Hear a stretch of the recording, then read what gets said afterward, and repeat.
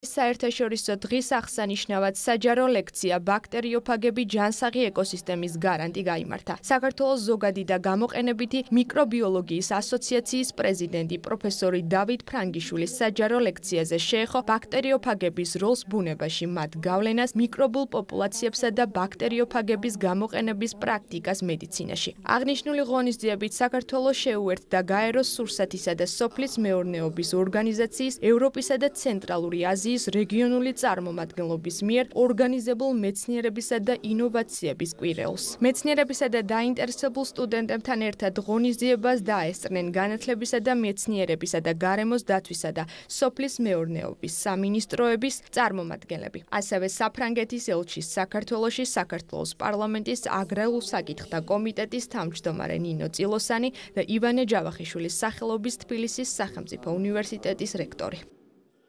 მეცნიერებისა და ინოვაციების კვირეულის ფარგლებში გაიმართა საჯარო ლექცია თემაზე ბაქტერიოფაგები ჯანსაღი ეკოსისტემის გარანტი.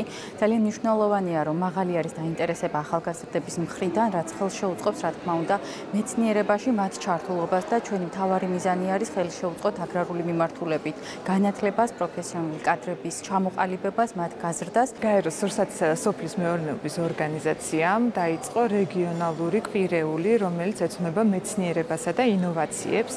ფაო საქართველოს ოფისი ამ კვირეულს შეუერთდა მეცნიერებისა და ინოვაციების დღით, იმიტომ რომ ფაოსთვის არის ძალიან პრიორიტეტული და მნიშვნელოვანი ზოგადად მეცნიერების და ინოვაციის მხარდაჭერა. ჩვენ დღევანდელი საღამოს თემად, ლექციის თემად ავირჩიეთ ფაგები, რადგან ფაგები არის დასახელებული ერთ-ერთ უახლეს და სწრაფად განვითარებულ ტექნოლოგიებს შორის. დღევანდელი საუბარი შეეხებოდა საკითხს, რომელიც სულ უფრო და უფრო მეტ ყურადღებას იმსახურებს და მაგალითისთვის წელს ჩატარებულ მსოფლიო ეკონომიკურ ფორუმზე აი საკითხი იყო აღნიშნული როგორც 10 ყველაზე უფრო პერსპექტიული მომავლის ტექნოლოგია.